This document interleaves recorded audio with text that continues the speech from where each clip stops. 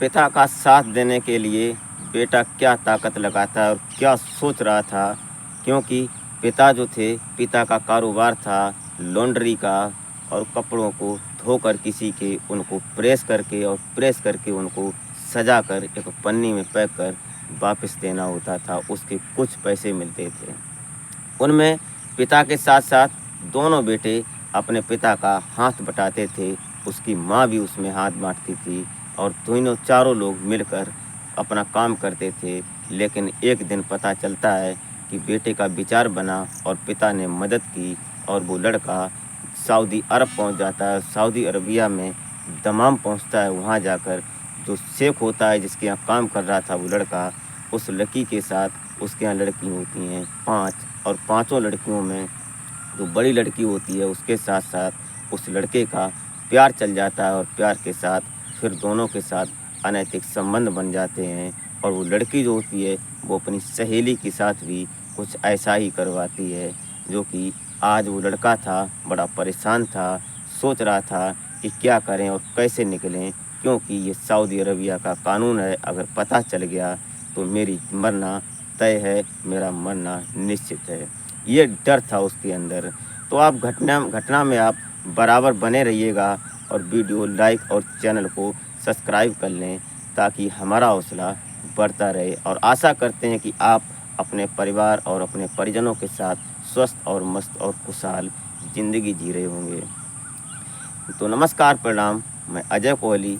आज की जो सच्ची घटना मैं आपको सुनाने जा रहा हूँ, ये घटना उत्तर प्रदेश का एक ज़िला पड़ता है रायबरेली, और रायबरेली का एक थाना क्षेत्र पड़ता है, इलाका पड़ता है कस्बा लालगंज।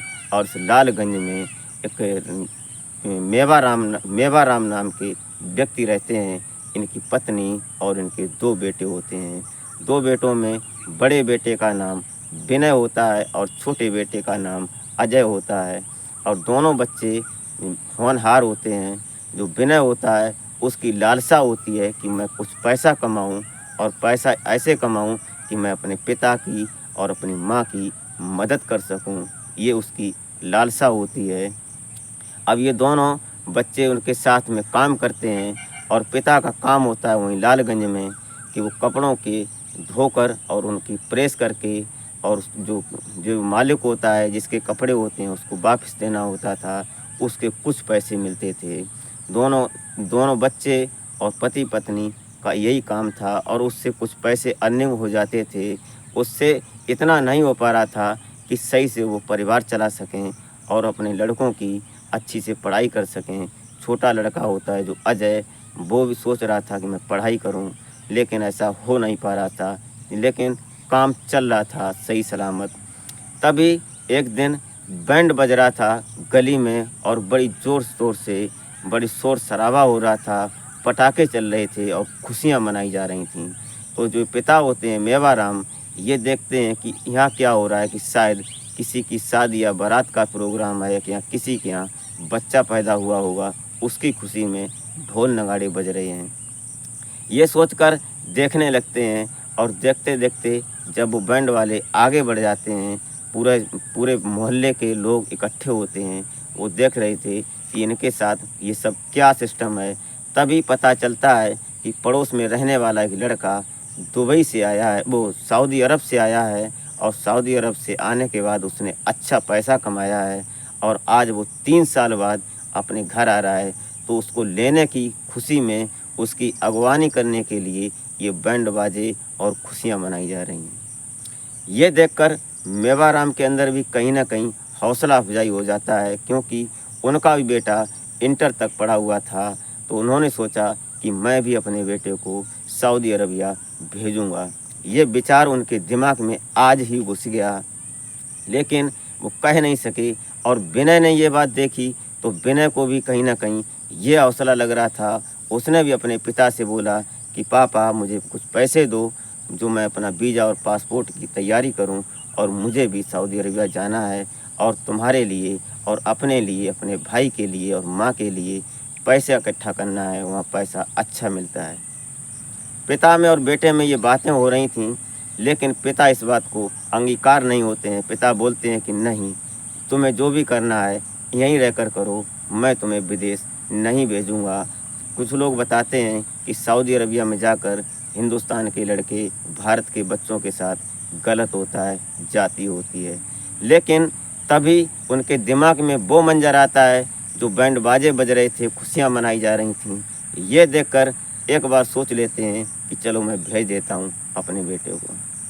तो ये जो विनय होता है, विनय से जो इनके पिता मेवाराम होते हैं, ये राय मशवरा करते हैं। तो विनय आज सुबह ही निकल जाता है और लालगंज में जो एक एजेंट होते हैं जो बाहर भेजने का काम करते हैं, तो लालगंज में ही एजेंट से जब विनय मिलता है तो एजेंट बताता है कि तुम्हारे लिए सिर्फ वीज़ा और पासपोर्ट की ज़रूरत है और तुम लॉन्ड्री का काम अच्छा कर ही लेते हो, और मेवाराम साथ में ही थे, पिता उनके विनय के, तो तुम काम तो कर ही लेते हो, तो तुम्हें इसी काम के लिए सऊदी अरबिया मैं भिजवा देता हूँ।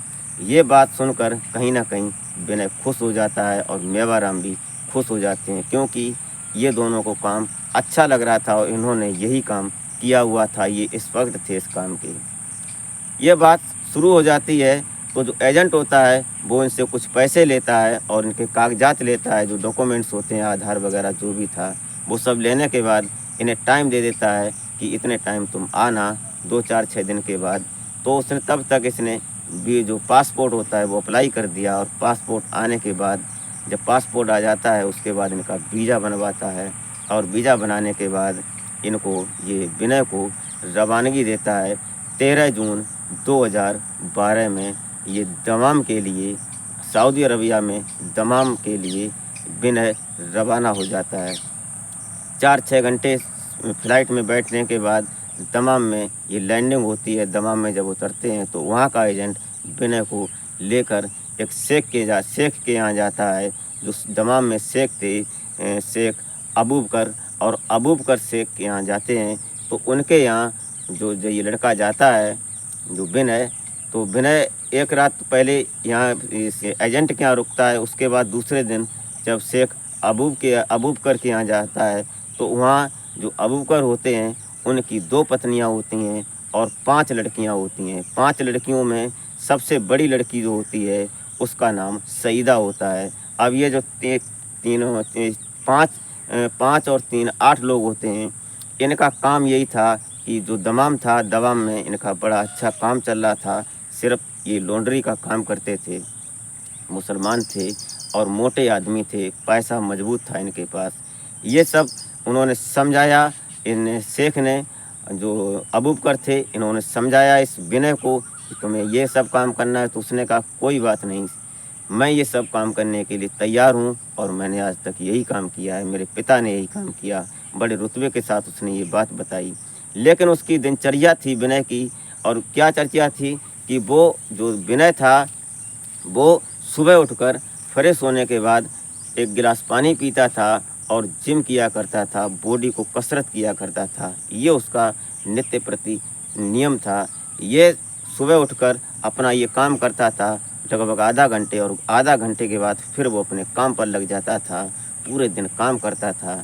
तभी जो ये सईदा जो होती है, इस सईदा एक देखती है कि लड़का बहुत सुंदर लग रहा है, और जो सईदा थी वो विनय से घुल मिल जाती है और विनय से बोलती है कि तुम मुझे अपने भारत की भाषा हिंदी सिखाओ, और उससे कहीं ना कहीं किसी न किसी बहाने से बात करती है, बात करने की कोशिश करती है। तभी एक दिन कोई प्रोग्राम होता है किसी के यहाँ, तो ये शेख अबूबकर जो होते हैं ये अपने बच्चों के साथ चले जाते हैं वहाँ एक रात के लिए। एक पूरा दिन हो जाता है, और जो सईदा होती है बड़ी बेटी, ये आज यहीं रुक जाती है, क्योंकि ये बड़ी थी, घर में नौकर था विनय, तो बोलते हैं कि इसको देख कर रखना और जो काम है वो थोड़ा संभालना, मैं आ जाऊँगा कल। अब ये सब शेख जो थे वो चले जाते हैं और सईदा और विनय दोनों घर पर रह जाते हैं। और सईदा जो थी वो कहीं ना कहीं विनय को प्यार करती थी, उसकी बॉडी को देखकर, उसकी बातों को देखकर, उसके काम को देखकर। आज वो उसे मौका मिलता है और सईदा विनय के पास जाती है और उसको लिपट जाती है, उसको प्यार करने लगती है। और जो विनय होता है वो डर जाता है, ये बात कांप जाता है कि ऐसा ना हो कि कहीं शेख को पता चल गया तो मेरा मरना निश्चित है, मुझे मार दिया जाएगा, मुझे यहाँ रह नहीं पाऊँगा मैं। ये सोचकर वो डर जाता है। तभी जो ये सईदा होती है कहती है कि ऐसा कुछ नहीं होगा, तुम मेरे साथ काम करो, तुम मेरे साथ सेक्स करो। ये कहकर वो उसे ज़बरदस्ती गिरा लेती है और उसके साथ संबंध बनाने लगती है। और संबंध के साथ साथ आज उसने कई बार संबंध बनाए और विनय भी जब थक जाता है तो थक कर वो गिर जाता है, सो जाते हैं दोनों। रात का टाइम था, सुबह उठते हैं, फिर वही काम शुरू हो जाता है। बोलती है सईदा कि जब तक आएंगे अब्बू जान तब तक हमारे साथ काम करो। ऐसा आज से खेल शुरू हुआ तो फिर आगे थमने का नाम नहीं लेते हैं और कहानी आगे बढ़ती रहती है। जब मौका लगता है सईदा को तो विनय के साथ जिस्मानी संबंध बना लिया करती थी। ऐसा ही चल रहा था, तभी एक दिन ऐसा होता है कि सईदा अपनी एक सहेली होती है उसके यहाँ इसको लेकर जाती है विनय को, और वहाँ जाकर बोलती है कुछ पार्टी है, शादी है। वहाँ लेकर जाती है बहाना करके अपने अब्बू से। वहाँ जाकर उस सईदा जो अपनी सहेली थी उससे इशारा करती है और अपन बाहर निकल जाती है। और जो उसकी सहेली होती है वो विनय को अकेले देखकर उसके साथ हक कर लेती है, उसको पकड़ लेती है, उससे प्यार करने लगती है। तभी विनय छिटकता है वहाँ से और सईदा को आगे बाहर निकल कर बोलता है कि ये हमारे साथ गलत कर रही है, हमारे साथ छेड़छाड़ कर रही है।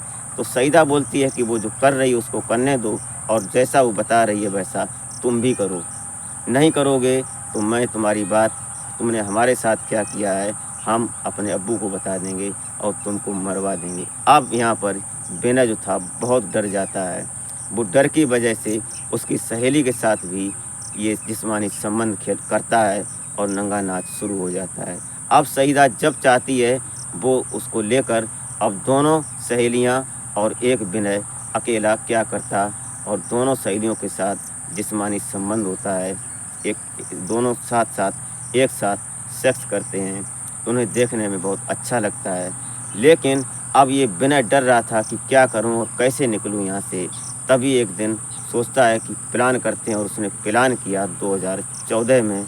उसने अपने सेठ को, शेख जो होते हैं अबू बकर जो सेठ थे, उनको बोला कि मेरे पिता की मौत हो गई है, और हड़बड़ा कर उनके पास जाता है, रोते हुए उनके पैरों में गिर जाता है, गिड़गिड़ाने लगता है कि मेरे पिता की मौत हो गई है और मुझे अर्जेंट घर जाना है।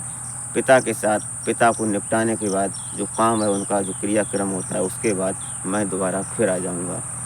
ये कहकर जो अबू बकर शेख जो थे वो अच्छे इंसान थे, दयालु इंसान थे।